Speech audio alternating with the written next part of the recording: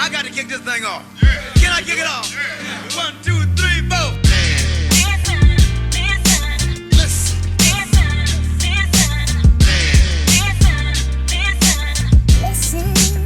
Ladies and gentlemen, listen.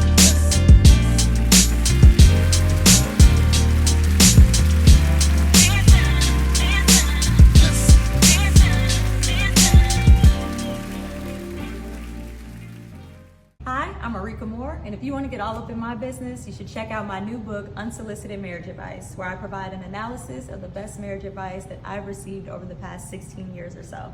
So head on over to Amazon and buy it now. Conversate with Us Radio presents the Man Listens Show. We are the blackest radio show on the internet. We bring you our opinion on topics that affect the black community in an effort to enlighten, enrich, and empower every brother and sister that falls under the sound of our voice. We operate on a no-hating frequency, so be prepared for us to keep it 100% real and 100% black all the time. Please follow the show on Facebook, Instagram, and all other streaming platforms. We're everywhere on social media except for X. But you can find us at Man Listen Show. Go to the link in our bio on Instagram. You can buy our merchandise, buy our books, and just support the show. And make sure you tell everybody about the blackest radio show on the internet, the Man Listen Show. I'm your host, Marv B. Let's bring the crew in. And make sure y'all go to YouTube, click that bell icon so you can be notified of the new show. So, all right, new year. Just the two of us. We got a lot of illness going around the country. Everybody's sick. Make sure y'all mask up and wash your hands and keep your distance from the people that got the cooties. Shout out to Lav. Shout out to C. So Arika, we're a few days out from Trump getting back in the office. He if he wasn't so dangerous, I think if he wasn't just in such close proximity to so many people with racist agendas, I might be able to laugh at some of the stupid stuff he does, like renaming the Gulf of Mexico to the Gulf of America. We're going to take back the Panama Canal. We want Greenland. Like, why you want Greenland? Like, what's going on? But the thing about Trump, and we've always said this on the show, is he knows how to effectively wield power. The Republicans know how to effectively wield power. And ever since he won, ever since that night when it became, clear that Kamala wasn't going to pull it off, you started seeing those people that weren't aligned with him. Because people started calling it out from the jump when they were talking about how come Bezos isn't really endorsing anybody. He didn't endorse Kamala. He didn't endorse, Trump. They were like real quiet. You start seeing like major news organizations saying they weren't going to make an endorsement. And a lot of people say, because like if Trump wins, they know he's going to seek revenge on them. And one of the people that was kind of, on the wrong side of the deal was Zuckerberg, Mark Zuckerberg from Facebook. Well, today he came out with this announcement, this video, where he was talking about how they were going to start rolling back some of the rules that they had put into place on social media. Now, a lot of this started back when Trump won the first time. And a lot of people were saying there was like foreign agents, using Facebook to, remember they was like, oh, the Russians were fooling black people and that's why black people didn't vote. You dumb black folks, you got tricked by these Russians or whatever. So they put this stuff into place to fact check and to safeguard. And now Zuckerberg says it's gone too far and now it's censorship and now he's rolling it back. And the key thing that he said, and that that this is something that he's doing to try to ingratiate himself to Trump.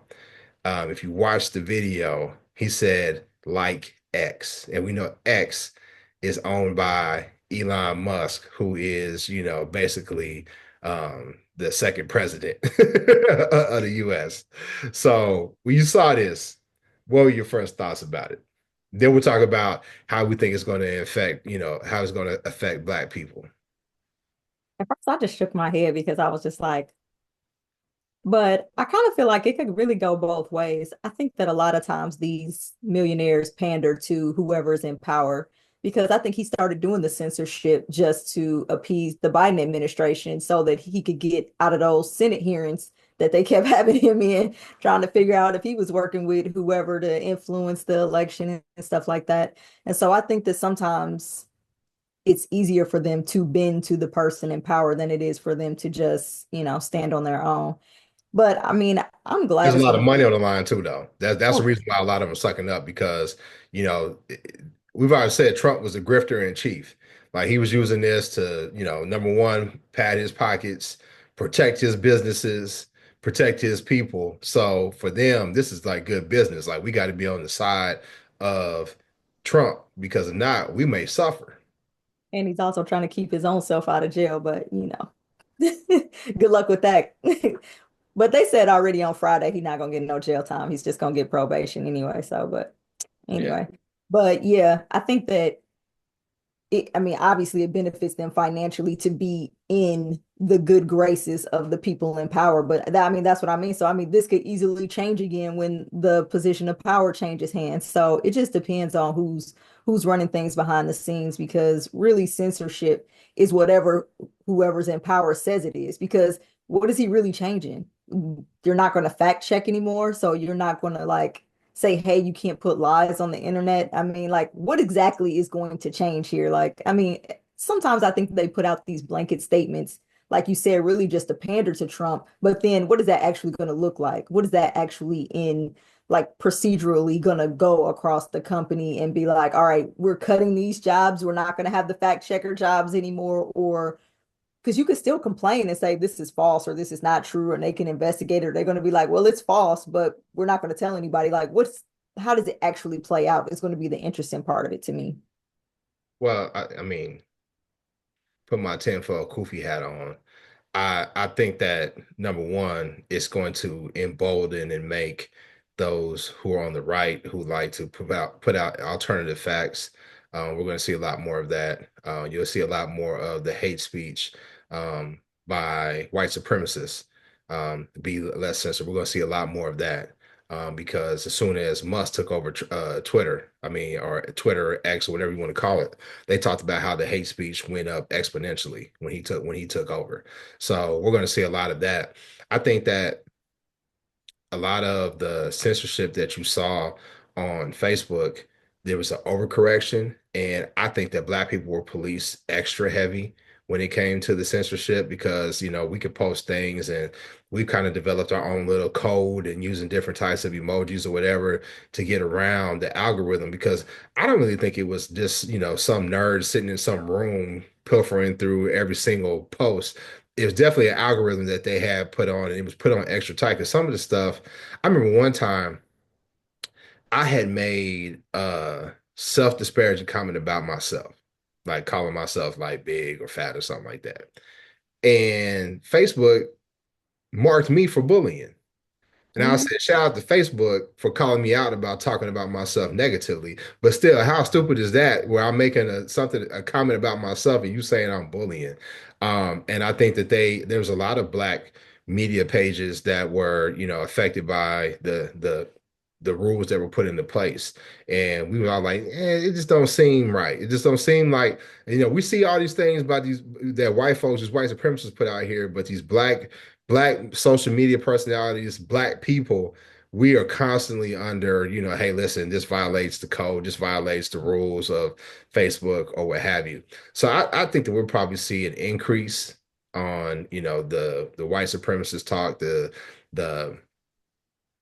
factually, the alternative facts that the Trump administration puts out. We'll see a lot less fact checking on that.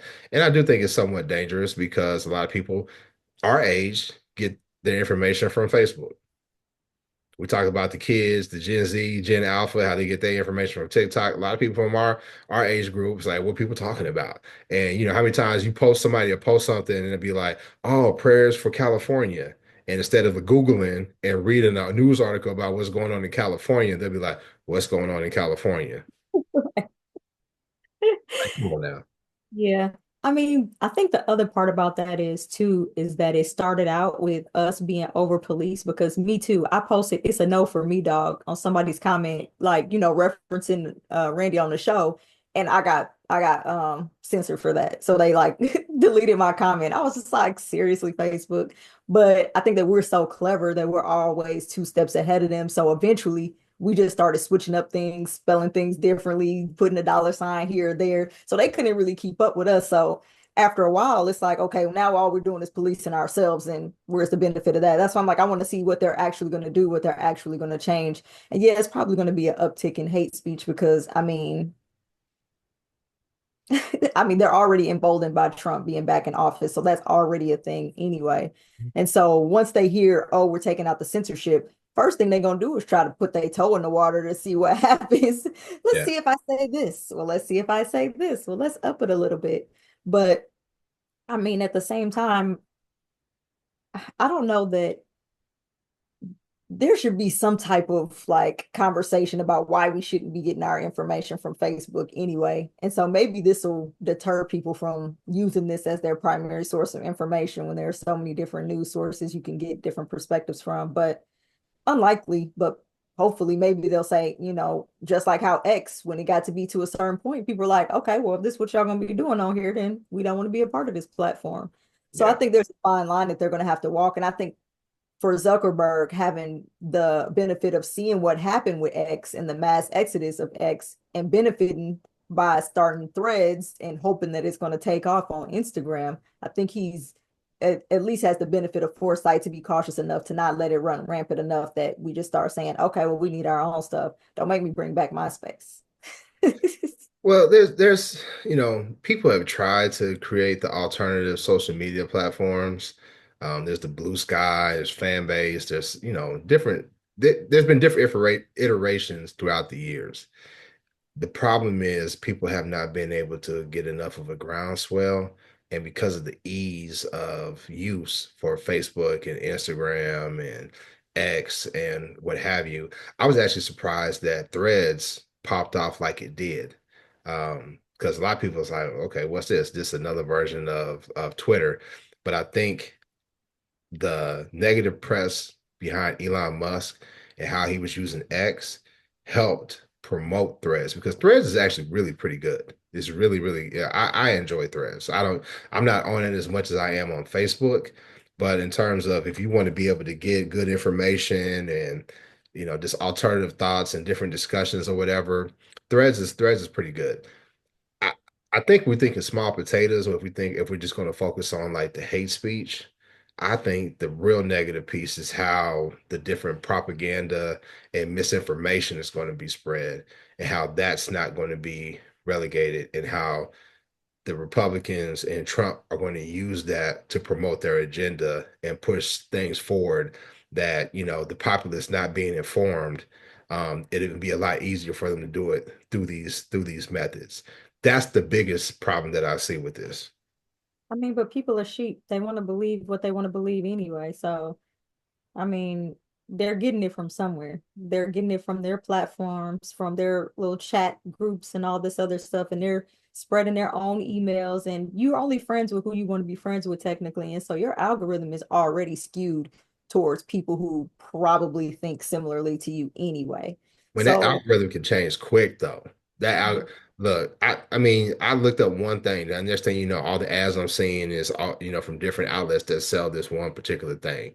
On my Instagram.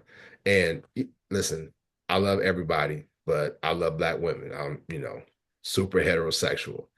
But one of my homegirls sent me like this reel, and it was like some gay guys, whatever, and it was actually a funny reel. But next thing you know, I'm getting like all this stuff with like gay black men on my on my timeline. I'm like, all right, yeah, I'm like, I'm cool with y'all, but I don't even want to see this shit, you know? So I blame her. I'm like, yo, thanks for messing up my algorithm. So, well, you can cultivate and create what you want to see. I'll tell people that all the time because, like, there's a couple of sisters that I know that were always on this black man hate black women stuff, and I was just like, change your algorithm. Like, stop clicking on those stuff. Stop giving it more than 10 seconds worth of views. Stop sharing it. If you stop doing all that and start looking up stuff that's going to be positive and have a positive impact on your mind, your spirit, and your well-being, it'll start showing you different things that's going to, because it's going to go towards what you want to go to. If, on one of my, because I got different accounts for, the different podcasts or whatever. Like if I look up one video, if I watch a complete video of pimple popping, next thing you know, on my search engine is a bunch of pimples and stuff. I'm like, okay, like that's too much, y'all. Boxing or UFC. This depends. So you can change the algorithm. I just don't think people, like you said, they're lazy and They're they don't want to get informed. no. And Or that's they the danger, and that's the danger in not having somebody to fact check, because you remember you could share stuff and then it'd be like they would put the box over it. Hey, this has been fact checked. This is why this is wrong. This is why this is incorrect. And to your point, a lot of people wouldn't even give a damn. They just click that box and they would share it anyway. But I do think that we still need to have those put into place. And the fact that they're calling it censorship, that's a problem. well, see, but that's why I said procedurally, I'd like to see what the plan is because they could say, hey, instead of putting a box over it and stop you from sharing it, we'll put, hey, this has been fact checked as inaccurate, and then let you still share it. But that moniker still stays on there. So we don't know really what they're gonna do. Really, he's just pulling a Trump right now and being like, you know, I'm gonna come up with a plan. And when I come up with the plan, I'll tell you what the plan is. You'll be first to know what the plan is. You But think it's then more so grandstanding for you think it's grandstanding for Trump? I mean, for now, because until I see them actually roll out some stuff, because they've been making you agree to stuff and we updated our policy terms and all this stuff, until I see something like that that really says what they're about to do differently, then to me, it's just basically, like you said, pomp and circumstance. Because it's like, okay, well, look, Trump, hey, we're on your side. We're not going to be censoring people anymore because, hey, we are down for First Amendment rights and everything. But really, what is actually going to change? Because, I mean, I haven't in the last maybe year or so even seen any real censoring anymore.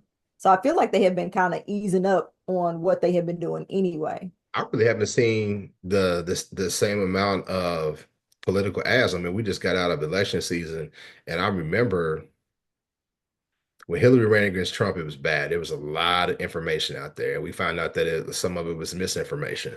Um, I didn't. I think they tried to put it in check when Biden ran against Trump. And this last go around when Kamala ran against him, I really don't remember seeing a lot of political ads at all, much. Now, of course, I live in Texas. So maybe because of that, it wasn't as much of, people paying for promotion or paying for ads that could play a part of it. But you just remember back in the day, you had all these like random Facebook pages, like black people that hate the man or whatever. And, they say, okay, like this really wasn't a black person. This was somebody white, some white dude putting out misinformation. I still think that's somewhat prevalent. I do. But I enjoyed having the controls into place to limit some of that stuff that we were seeing. And if that comes back, I think it'll be to the detriment of the platform. Well, I think to that point, we have already moved on from that angle. So that was Facebook was what they used last election. This election, I don't know about you, but 2,000 text messages, and nobody is censoring what they texting me. So they are texting about, oh, donate to this, or this is what they're doing. Are you going to take a stance against this? We need some money to make sure this happens literally every day. I don't know how these people are getting my number, texting me about all these things I need to do. Block list just growing by the day because I love blocking people. And it's just like, bro, who authorized these people to get your phone number and then to text you whatever it is they want to text you and solicit you for money and funds for, we don't even know who these people are. Really, we don't know who these funds are going to when these people text you from They, these they, random. they sold your metadata. Your metadata has been sold. If Yeah. if you bought something on Facebook and you put in your phone number, whatever, they sold that information to somebody. If it's no telling how they get that information because we both graduated from the same well, you got the damn hoodie on, so I can say it. We both graduated from the same university. the alumni association, they find me, wherever I move to. Wherever I move to, they're sending me the updated magazine. I'm like, damn, I'm not even a member. How are y'all finding me? I've moved from state to state, city to city. So there is some way, somehow that they could do that. But as long as we use the internet and you log in, you want to use this app, log in with Facebook or whatever. As long as we're lazy and we do those type of things, they're going to have your information. That's just a part of it. Right. That's what I'm saying. It's easier for them to text us the misinformation than it is for them to create a Facebook page and get censored. And maybe you reach the people you want to reach. Now they just texting the same thing to everybody and see who bites. I think they do it all. I think they're doing it all. And but the thing about it is, I'm glad that there were people who called it out. I didn't like how when people voiced their concerns about Hillary, they were like, "Oh, you guys got tricked by the Russians." Remember, we had a whole show about that when we first started the show. We was talking about, oh, okay, I guess we just dumb and misinformed, and the white racist Russians were able to trick us dumb black folks. I didn't like that, but I do like the call out that now when you see some of these social media pages, people are like, "Hey, what you look like?" Because like there's like some IG pages that they'll say like, "Oh, about the culture," and then they'll put some like alternative views out there, and you like, you know what? Just fuck around, be some little white boy, what I'm saying, putting this shit out here. And just because he'll, repost a R&B video or he'll repost maybe Dr. Umar a couple of times, then they'll throw in some misinformation as well.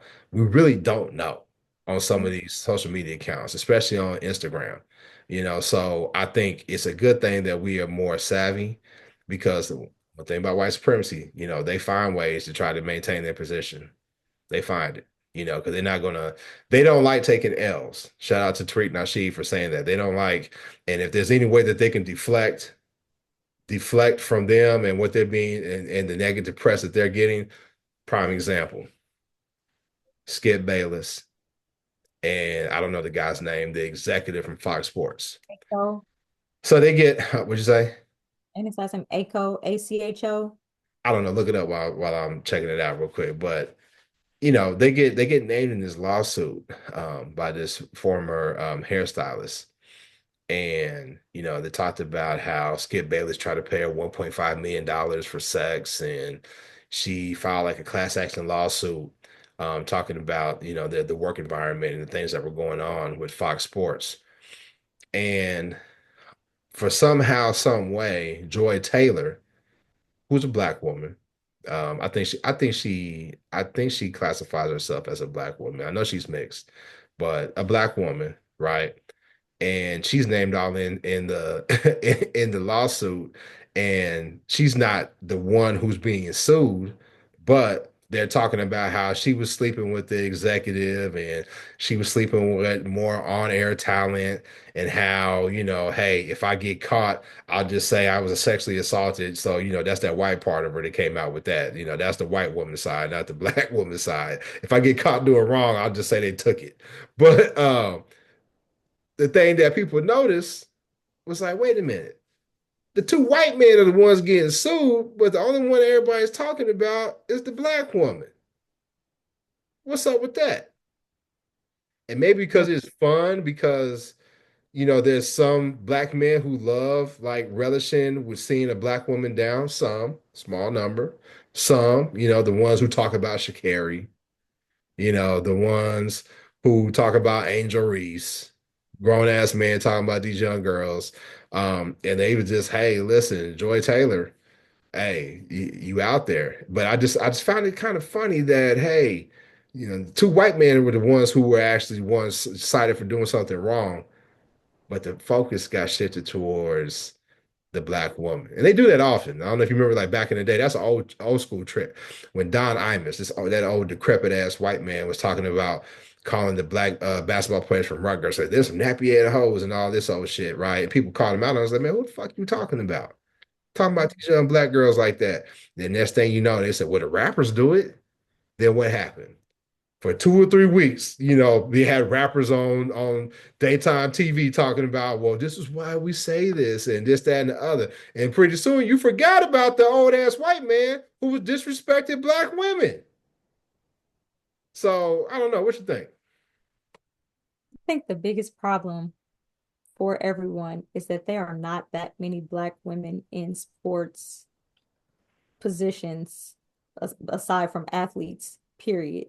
And so for a Black woman to kind of have this shadow over her success, it's harmful to, what other Black women have to go through. It throws what one do we all do.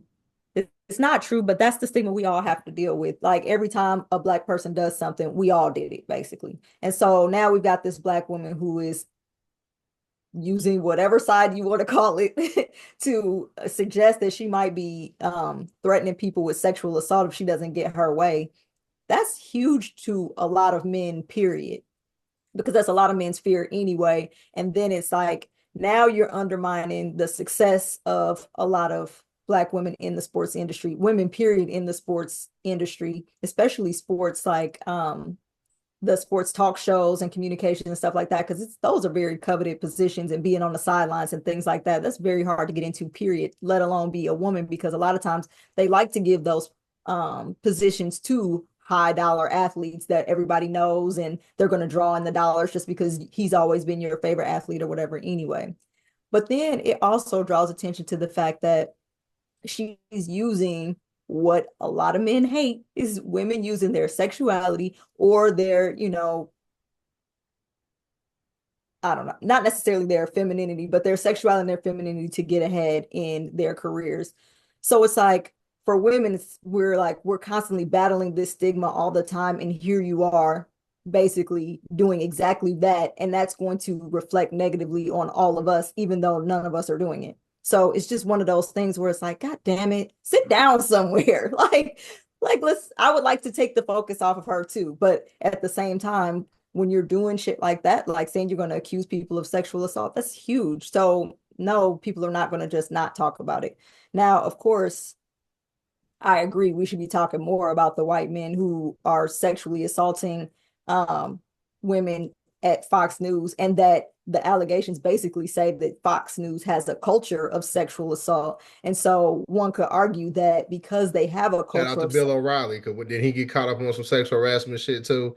He yeah, was for the face of Fox News for a lot of time, but this is Fox Sports, but the same umbrella, same right. parent. And Yeah. so one could argue that because that's the climate there, that she just adjusted to the atmosphere and did what she had to do, because who knows what type of sexual assault she put up with before she got into the position to say, well, you know what, if I got to deal with all this stuff anyway, then I might as well just, use whatever I can use to get a little bit of advantage over these people who are obviously being inappropriate with the employees anyway. So what we could be seeing is really just her response to a toxic environment.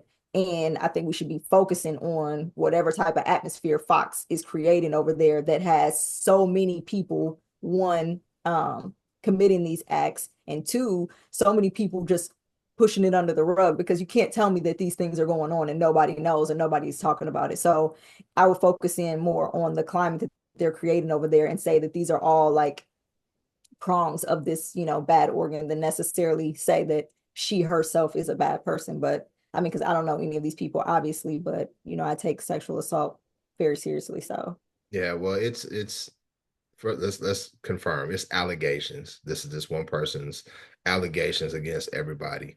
And the executive, his name is Charlie Dixon. Um, mm, and I'm not sure if Joy is actually listed in this. Because the lady talked about how Joy made fun of her accent, and some of the different situations that happened involving Joy and Charlie Dixon, because the allegation is Joy was sleeping with the Charlie Dixon guy, even though she was married and then engaged to somebody else following. Then she started sleeping with, allegedly, Emmanuel Achu, who was another on-air personality, and they started the show together, what have you. And I just find it funny. We saw this a little blip about Skip Bayless, and a lot of people, like me personally, I can't stand Skip Bayless. Number one, he's like a Cowboys fan, to the heart, to the max, and nobody liked the Cowboys. And then number two, he really, really, people like to say he got his, his start by, covering the Cowboys, but even then he was talking about all the negativity, with Michael Irvin and those guys and stuff that they were doing. But like his real claim to fame is bashing and putting down LeBron James. And the fact that we let this old ass white man make millions and millions off basically being negative towards whether you like his game or not, whether you like his personality or not. This is a black man who, from what I could tell, has always tried to do his best for the community. And the fact that we allowed this dude to profit off of, disparaging this man for years, I've always had a problem with that. And he's done different things that people have been like, yo, man, this dude's a piece of shit. And it wasn't really until he ran afoul of Shannon Sharp, and he really tried to like give him like, yo, Negro, hey, listen, sit down and shut up and listen to what I got to say, the way he was talking to him and all that stuff. It wasn't until that really happened and Shannon said, "No, I'm gone because I'm not putting up with this." That people was like, "Okay, now he's finally done." Now this lawsuit comes out, and instead of us being like, "Yeah, we see what you was doing behind the scenes," now we're making jokes and we're talking about Joy Taylor. Personally, I'm not really sure that she really cares. Only a woman could speak to if it sets women back in that industry or in business. I can't speak to that. Only you could speak to that. But I feel like she's confident in herself, and it doesn't seem like she's bothered. I mean, I haven't seen a PR statement or any type of press release from her addressing this at all. Um, Maybe it is what it is. Do you see something wrong with somebody using what they got to get what they want? I don't. Now, you know my motto for selling my books is I'm gonna use these looks to slang these books. So no. I think that for one, I don't know the difference between our algorithms, but I haven't seen any jokes about it. But I also, Yeah, I'm in sports groups. So in those sports groups, a lot of things you'll see. Number one is you'll see those self-hating black dudes, the anti-Sha'Carri, anti-Angel Reese dudes. So you see a lot of those, the anti-LeBrons. So the fact that this black woman is being called out negatively, they jump right on that. So if you're not in a bunch of sports groups, maybe you're not seeing it. so I haven't really seen anything publicly about it. But for her, I mean, I think that we could say that having these accusations, like I said, puts a cloud over her reputation or whatever. But also, we should be able to look at her body of work and say it speaks for itself or not. She may have, persuaded people inappropriately to get on the shows, but it's not like anybody was watching the show and was like, she doesn't deserve to be there. I don't recall anybody saying, hey, she shouldn't be on these shows. So, I mean, if I was I her, don't know because I didn't watch it enough. I don't know how capable she is. I think from what I've researched, she did like some journalism in the Miami area, but nothing that really like made her like stand out. So it's like she didn't get it from the mud. I don't think. I could be wrong, but I don't think she really got it from the mud. Obviously, her brother, Jason Taylor, played for the Dolphins. I think he may be a Hall of Famer, but he had an excellent career. So her association with her brother, and she's people don't like it when you say this, but she puts out her thoughts in a very articulate way. I don't know why that's a dig towards black people, but she's from what I've seen, she's able to really convey her thoughts in a convincing way. I mean, and she's easy on the goddamn eyes. She yeah, is. And she doesn't suppress that. Sometimes you see like a lot of women who wear the business suits or, kind of like tamp down, their looks or their sex appeal with how they're dressed. There's some women now who recently, there's a little young girl that's uh, uh, uh, I don't want to call her weather girl, but she does the weather. She's meteorologist. a meteorologist. There you go. A meteorologist. and she got a lot of flack. I think her name was Demetria Olabar or something. I may be messing up her last name. But she when she first hit social media, she had on the tight dresses and all that stuff. And the white woman was going nuts. Like, oh my God, can you dress more professional or whatever?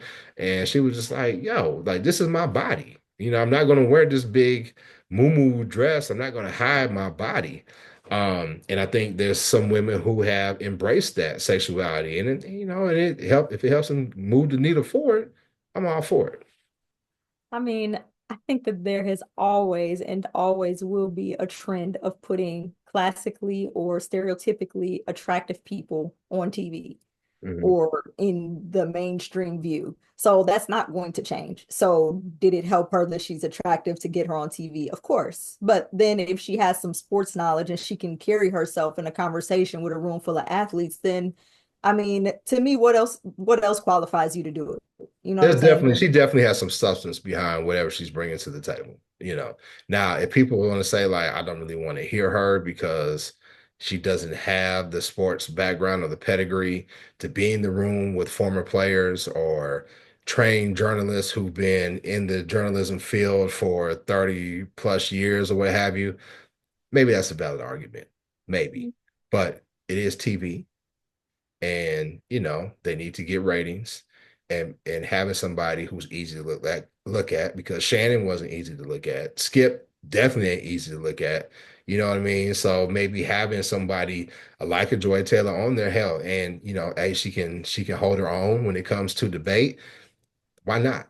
Why not put her on there? I just don't like the fact that it seems that we're quick to throw black women under the bus, and we're quick to not call out the bait and switch when we see it. And I'm glad that some people were able to see, well, okay, no, wait a minute. Yeah, it's kind of funny, it's kind of fucked up depending on how you look at it, in terms of what she does, what her alleged actions have done for black women in business, right?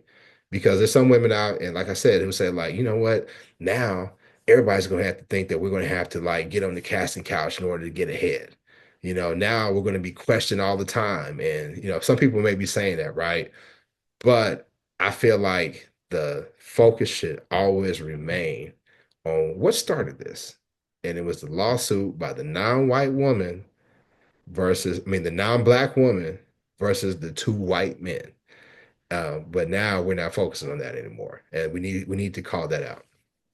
Well, and then I think that more than that is the culture that Fox has cultivated over there to allow these type of people to persist and to like benefit from being in a space where no one's going to tell on them, no one's going to report them, and they're going to keep putting people in these positions like from the But are we from really surprised though? well, I think that the biggest detriment is going to be to her. So now when another show comes up, how can you put her on the show without running the risk of always having in the back of your mind, well, if I don't give her what she wants, is she gonna, claim SA?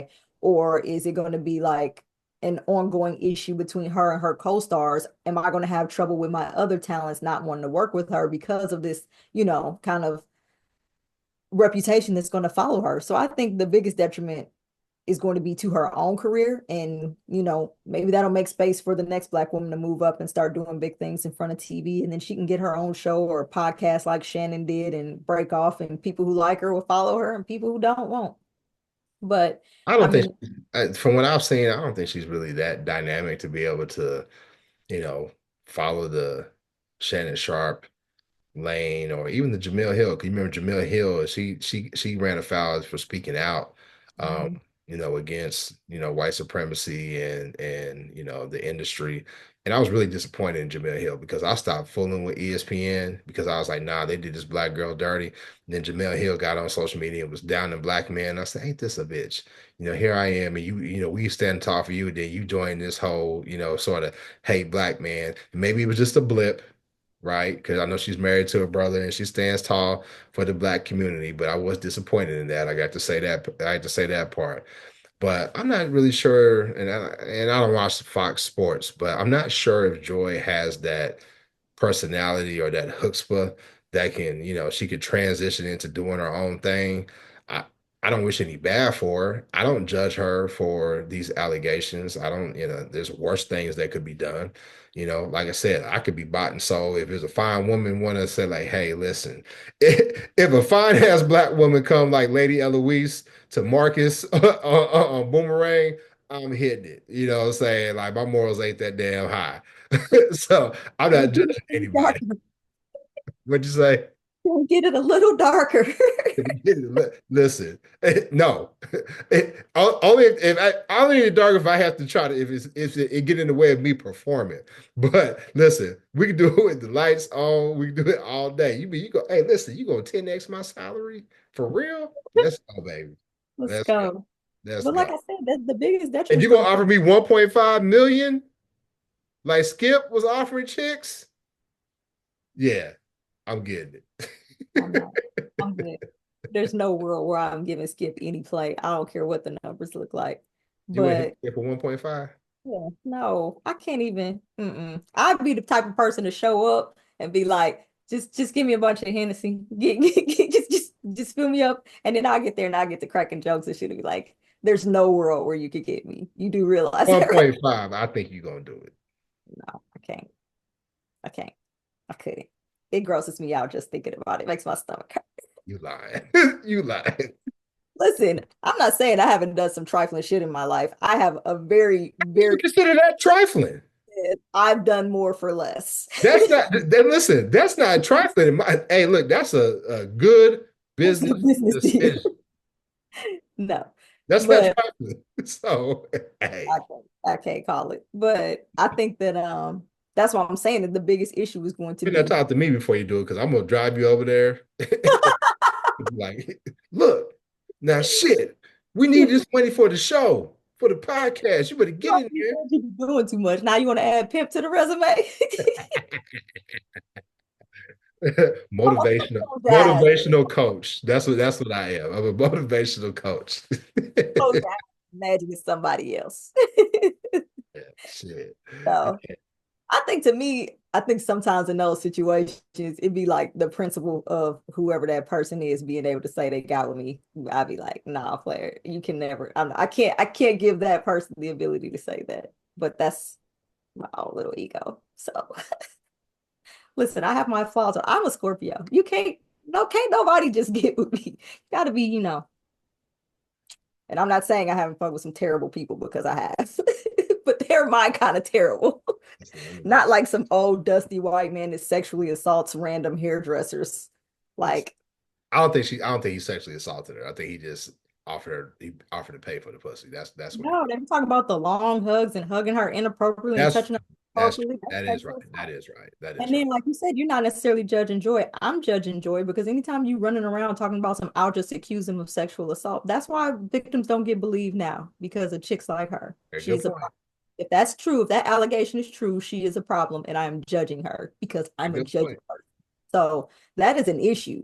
And I've always taught my son not to be a rapist and not to get falsely accused of rape because, being a tall black boy in a predominantly white neighborhood, Mhm, that is a concern that I had for him. So mhm. no, I take huge offense to that. So I Very mean, good I don't point. know if it's true or not because I wasn't there, but if that's true, then that's a problem. And the Yeah. fact that she's like just throwing that around of white men, black men, I don't know. So yeah, I'm judging all of them. If any of this is true, then they all need to be held accountable. Fox on down to the janitor that saw it and didn't say anything. I think everybody should be held accountable. Not the people who are worried about losing their jobs, obviously, but if there's a culture over there and that culture is being perpetuated by certain people, then all of those people need to be included in whoever gets brought in to clean house and send out the report of we're not like that anymore. Please don't leave. Fox still love us. Look, we got rid of all these people and got new shows and we love Jesus. Whoever gets that job, I hope they clean everybody out. Well, I will say this: there's an old ass white lady that want me to hit it for 1.5 million. I don't care. Well, I don't care. well, I ain't like a Ricky. I'm a Pisces. You can tell everybody you hit it. You know what I'm saying? Just give me the 1.5. But anyway, I think we talked about it enough.